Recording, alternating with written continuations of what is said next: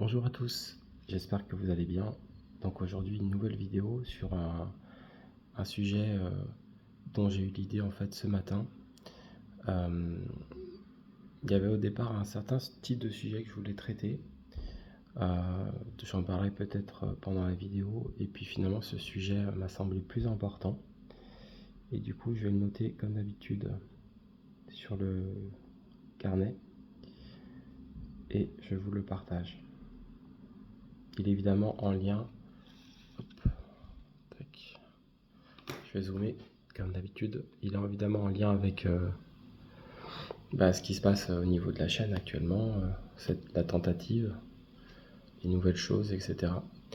Et en fait, pourquoi je fais ce sujet-là, c'est que ça m'a semblé intéressant de réfléchir sur la question du... je me suis acheté récemment un livre sur la question des nouveaux métiers d'influenceur, et j'aime bien moi personnellement l'expression de créateur de contenu. Et d'ailleurs sur ce livre-là, ils en parlent en fait, en disant qu'en fait il y a un certain nombre de personnes qui effectivement se retrouvent pas du tout dans le métier d'influenceur ou dans l'appellation, mais beaucoup bien davantage dans l'appellation de créateur de contenu. Mais au-delà de ça, moi ce à quoi ça m'a fait réfléchir, c'est que j'ai eu comme je vous l'ai déjà dit à plusieurs reprises, j'ai 38 ans, donc j'ai eu la chance d'avoir, j'aurais pu avoir qu'une seule expérience professionnelle, mais j'en ai eu quand même plusieurs différentes. Et ce qui m'a intéressé dans ces expériences, c'est de me rendre compte qu'une fois qu'on les vit, elles ont à la fois des qualités réelles, mais en même temps, leur valeur, elle existe parce que tout d'un coup, on a décidé que telle activité était un métier et qu'il y a quelque chose au fond qui a été défini en amont. Et donc du coup, comme c'est défini en amont, c'est plus facile à accepter, alors que par moment, dans certains types de métiers, il y a des choses très étranges. C'est-à-dire, quand je dis des choses très étranges, ça peut être des vides à combler, des moments donnés où il se passe absolument rien, des moments d'inintéressement total. Évidemment, pris dans des choses intéressantes, mais j'avais envie de réfléchir à ça. Aussi parce que j'ai le sentiment que c'est pris dans un écosystème qui me concerne, évidemment, qui est loin de me concerner que moi. Et je pense notamment à mon collègue de la chaîne Brocorse. On est à peu près de la même génération, il est un peu plus âgé, mais il a souvent dit dans ses vidéos, dans ses lives. Alors lui, sa chaîne existe depuis 4 ans, la mienne, je me rappelle plus de la date exacte, mais dans mon souvenir, les premières vidéos avaient été postées à partir de l'été, je crois à partir peut-être du mois de juin 2021, donc la mienne elle est plus dans les 3 ans. Et lui, il a fêté ses 4 ans, et bon, sa chaîne, il a 2 chaînes d'ailleurs, il a Twitch aussi, c'est des chaînes quand même assez costauds.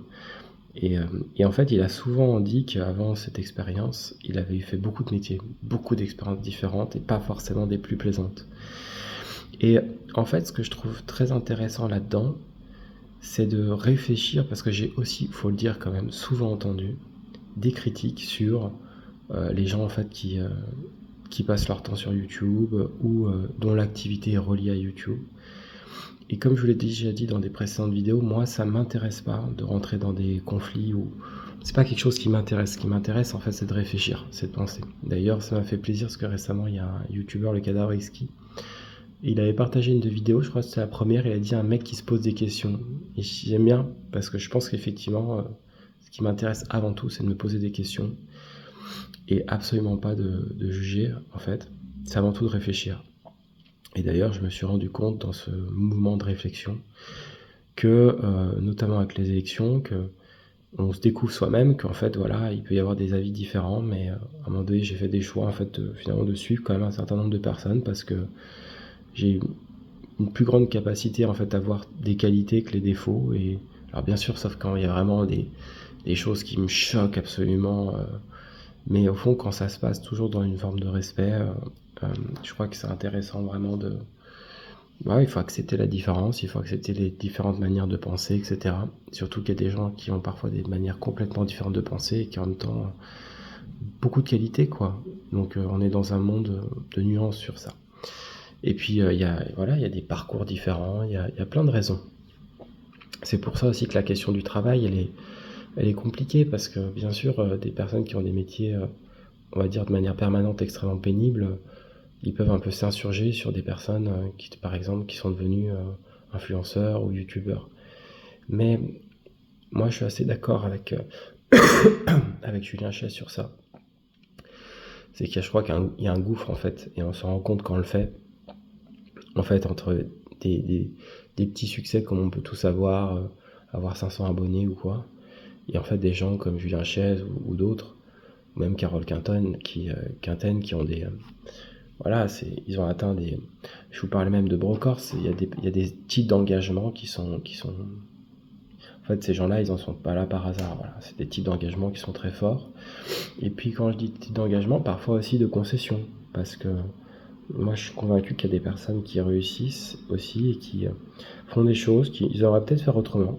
Mais en fait, ils font ça aussi parce qu'à un moment donné, ils veulent faire marcher leur projet, et s'ils le font pas marcher, c'est retour, je sais pas moi, à des métiers qu'ils ont peut-être pas envie, ou surtout dont ils n'ont pas leur place.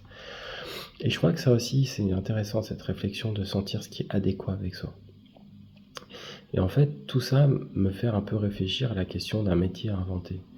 Je vous avais parlé récemment du livre de Michel Serres, Petite Poussette. Et lui, il était très optimiste, en fait, par rapport à l'époque contemporaine. À la fois, à l'époque, comme je vous le disais, quand il a écrit ce livre, il n'y avait pas encore ce climat qui est celui que l'on note depuis 2-3 ans maintenant, mais il parlait d'une paix qui avait duré pendant longtemps, et il parlait aussi d'un monde qui, par les réseaux, permettait aussi de connecter les gens. Il était très optimiste. Et au fond, moi, ce qui aujourd'hui m'apparaît, c'est qu'il y a des choses qui sont absolument nécessaires à penser, parce que, au fond, j'ai parfois l'impression qu'il y a comme 2 scénarios. Déjà, l'époque, elle a changé. C'est-à-dire que l'époque où, par exemple, ne serait-ce que sur les jeux vidéo. C'est-à-dire qu'avant, il y avait une époque, d'ailleurs parfois dans la cave, il en a parlé, mais il y avait une époque où en fait, il y avait un jeu qui sortait, il n'y avait pas Internet, et donc du coup, pour avoir l'avis sur ce jeu, il fallait avoir le magazine de jeux vidéo mensuel qu'on recevait chez soi ou qu'on achetait en kiosque, et on se fiait à une ligne éditoriale de magazine.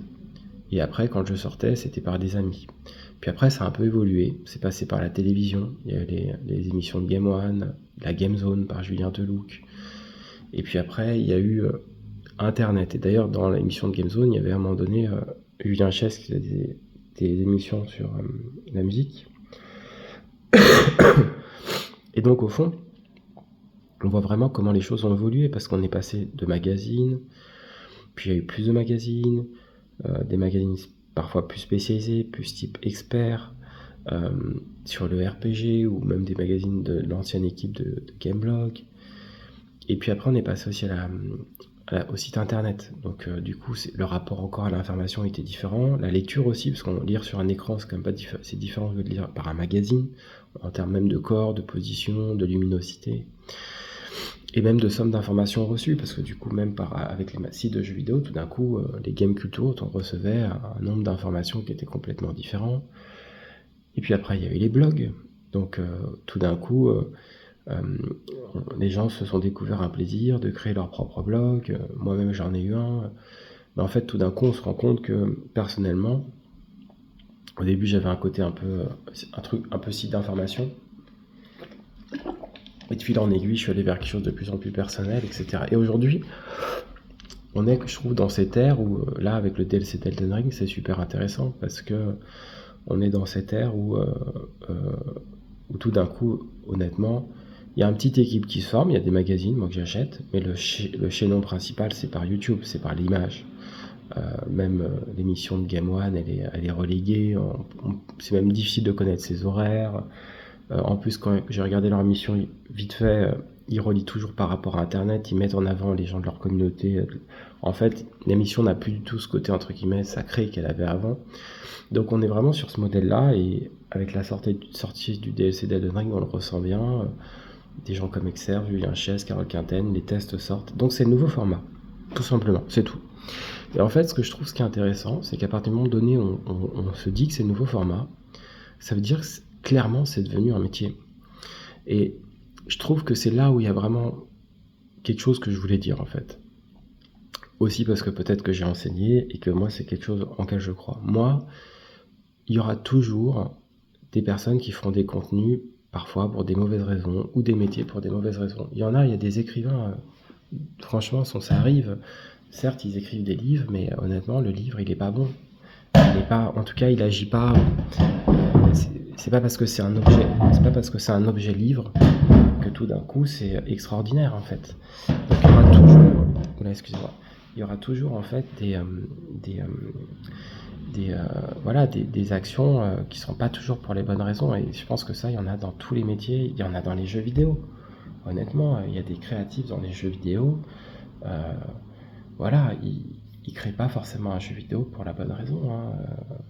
Alors se dire quoi la bonne raison? Se dire qu'on peut questionner aussi ça, mais on va dire sur une raison vraiment de créativité, une raison éthique, une raison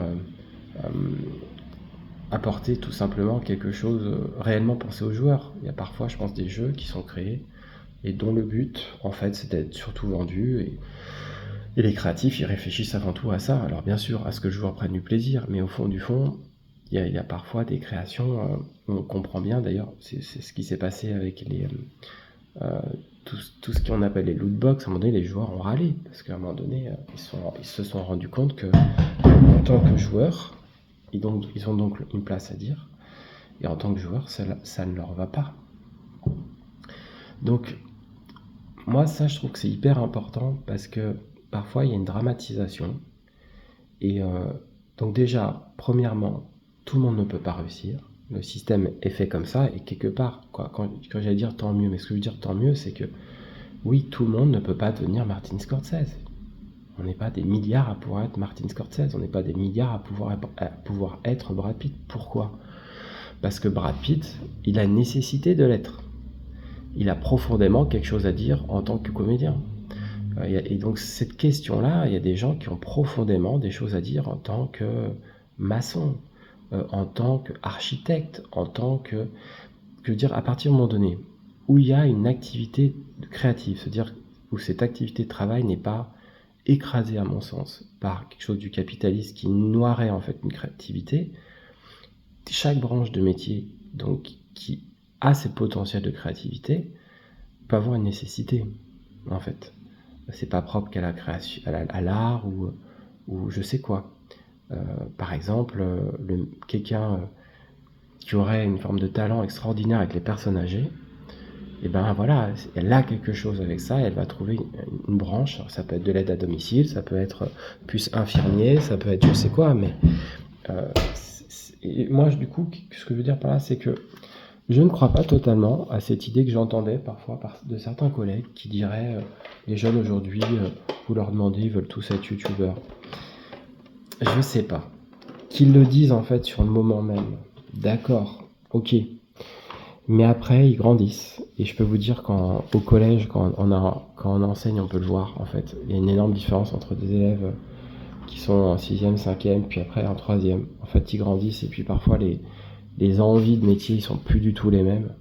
Et en fait, on disait qu'ils voulaient faire que ça, et en fait, non. En fait, au bout d'un moment donné, il y a une élève qui va vouloir être basketteuse, il y a un élève qui va vouloir être médecin parce qu'il découvre une passion pour quelque chose, ou un autre qui va vouloir faire un CAP cuisine, et pourtant c'est des joueurs de jeux vidéo, pourtant c'est des grands lecteurs de manga. Moi, je suis pas totalement convaincu par ça. Pourquoi? Parce qu'au fond, comme je vous disais, en fait, toutes ces choses dont on parle, en fait, c'est des métiers. Et même, en fait, quelque part, ce que fait Julien Chiez, ça peut complètement embêter, ennuyer plein de gens qui le feraient. Ils se diraient, mais en fait, c'est horrible de faire ça. De se lever tous les matins, d'avoir à parler. Là, par exemple, moi, je suis en train d'essayer de créer des contenus. Là, je vous parle, je suis dans mon salon. Bah, en fait, à la fois, il y a un plaisir. Donc, comme je disais, j'ai eu plusieurs expériences professionnelles. Donc, je peux comparer. À la fois, il y a un plaisir de pouvoir essayer de créer son contenu, d'avoir cette liberté-là. Mais en même temps, on est quand même entre quatre murs. C'est un autre écosystème, par exemple, que quand on travaille dans un studio de jeu et qu'on est entouré. En même temps, on peut aussi dire des nuances. Parfois, il y a des studios où il y a énormément de bruit. Ou à l'inverse, par exemple, une salle de prof. Voilà, chaque chose a des... j'ai été conseiller en grande surface à un moment donné. Chaque chose, vraiment, a ses défauts, ses qualités, quoi. Pour moi, c'est pour ça qu'au fond, j'en reviens toujours à la question du sens. C'est pour moi, c'est une question principale, qui revient tout le temps, c'est du sens déjà pour soi, parce que déjà, ça veut dire que c'est sûrement du sens pour les autres, ça veut dire que c'est agir avec nécessité. Encore une fois, je l'ai souvent dit, mais sans juger, encore une fois. Mais il y a, je pense que le danger, parfois, et c'est là où c'est compliqué, c'est comme disait Deleuze, c'est donc cette histoire d'être une loque, donc d'être quelqu'un de mou qui tout d'un coup ne se questionne plus. Mais en même temps, il y a aussi un danger à être trop exigeant, à être toujours dans le sens. Moi, par exemple, il y a des gens que j'adore parce que on pourrait dire, ah, mais il y a peut-être pas de sens, mais non, en fait, le sens, c'est leur rythme, le sens, c'est leur phrasé. Et en fait, de ce point de vue-là, désolé, mais quand moi j'ai eu des amis musiciens, pareil, la vie d'un musicien, il se lève, il joue, après il va jouer avec d'autres, mais pareil, s'il était toujours dans ce questionnement de mais pourquoi je joue, pourquoi je fais cet accord. Et c'est pour ça que je voulais faire cette vidéo, parce qu'en fait, il y a tellement d'exemples. Je trouve qu'en fait, quelque part, les gens qui sont influenceurs, mais plutôt youtubeurs ou créateurs de contenu, ils s'en prennent beaucoup plein la tête. Alors qu'il y a 40 000 autres exemples de métiers où on pourrait dire qu'il y a des problèmes, où on pourrait en fait trouver des raisons de questionner.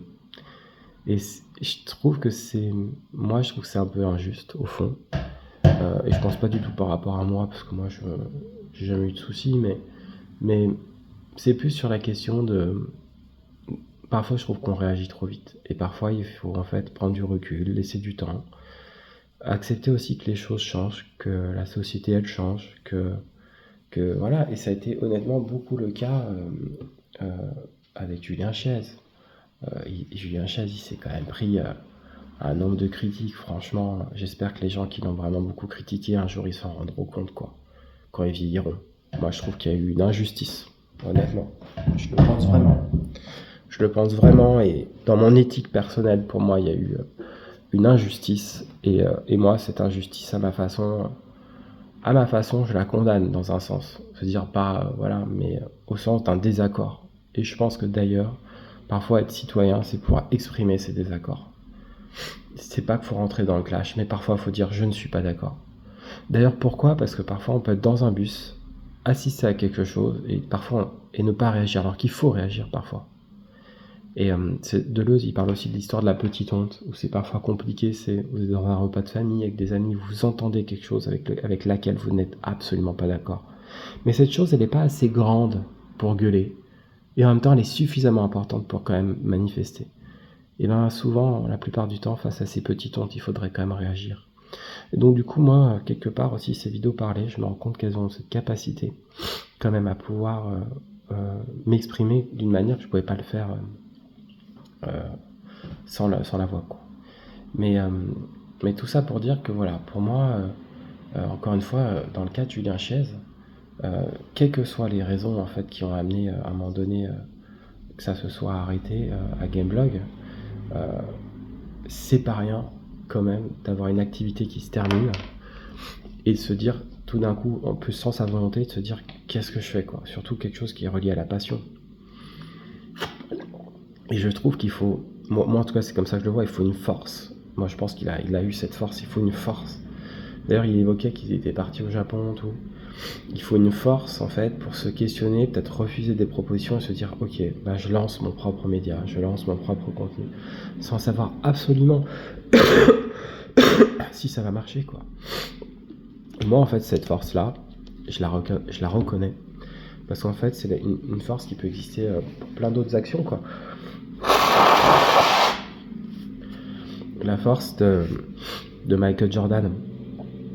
Désolé, mais si on parle de sens, je vois pas pourquoi on dirait le basket ça a du sens et une personne comme Julien Chiez ça a pas de sens. Ça a aucun sens. Si, ça a du sens en fait, ce qu'il fait. Et Michael Jordan, voilà, c'est quand même l'histoire d'un gosse qui à un moment donné, je sais pas de quel âge à quel âge, il se levait tous les matins et il fait du panier, quoi. Et il y a des gens qui seraient médisants, dire oh bah ouais, c'est quoi ça, il fait juste du panier. Et ils jugeraient du coup le sens de son lancer, quoi. Ça se situe pas là en fait, le sens il se situe pas là, le sens il se situe dans le geste. Donc ce que je veux dire c'est qu'au fond, moi je suis convaincu que on est toujours inquiet des choses qui changent, toujours. D'ailleurs, une des preuves c'est que j'ai vu beaucoup de gens être inquiets des FF7 Remake. Ils aimaient pas, alors ils ont le droit de pas aimer, hein, bien sûr, mais le changement c'est difficile, en fait. Et je pense que d'ailleurs, je connais quelqu'un qui avait raison, il me disait qu'en fait parfois on oublie comment a été le passé, donc du coup on a quelque chose de déformé. Déjà il faudrait relancer l'œuvre originale, mais c'est toujours, le changement c'est parfois compliqué quoi. Alors parfois il y a des changements qui sont plus faciles à accepter, puis il y en a d'autres, parfois il faut du temps. Et moi je pense que même sur la question des jeux vidéo, on voit que les jeux vidéo, parfois aussi les changements, on voit qu'ils sont pas si brutaux. C'est-à-dire que moi j'ai vraiment eu ce moment où par exemple sur les jeux vidéo, comme je vous l'ai dit dans une des précédentes vidéos, j'ai eu du mal tout d'un coup avec les jeux à monde ouvert. C'est-à-dire que c'était pas évident pour moi. J'avais eu des espérances avec des BGE, des Outcasts, qui étaient, même Outcast, c'est un jeu à monde ouvert, mais qui étaient des jeux quand même avec des dimensions voilà, correctes, quoi. Et là, tout d'un coup, toutes les dimensions s'envolaient, les jeux duraient, c'était énorme, quoi. Et au fond, quand on y regarde 10 ans plus tard, et ben en fait, l'écosystème, il s'est mélangé, quoi. Il peut y avoir un Hellblade 2, il peut y avoir un Rebirth, il peut y avoir, moi je sais pas, vous me direz d'autres jeux, un Elden Ring, un Inside, quand en fait finalement, et je trouve que quelque part, est-ce que c'est pas ça qui est en train de se créer aussi au niveau média jeu? Il y a des chaînes, il y a des chaînes indées, il y a des magazines. Alors après, la question c'est qui vit de ça? Bah, je pense que ceux qui vivent de ça, il y a des raisons qui sont totalement différentes. Et surtout, c'est des créations qui sont pas du tout comparables. Il y a des médias d'information, il y en a c'est du pur divertissement, il y en a c'est du pur lien avec la communauté, il y en a c'est des pures exigences de contenu. Et au fond, bah, il faut trouver dans tout ça son chemin, je dirais. Euh, donc voilà, bah, écoutez, c'était une petite réflexion que je voulais apporter aujourd'hui. Comme d'habitude, en fait, chaque vidéo, c'est des traces non définitives, donc c'est des réflexions. J'ouvre des sujets, vous pouvez échanger dans le chat en première ou en commentaire. Et puis, moi, je peux changer d'avis aussi, hein. Les choses sont malléables, sont évolutives.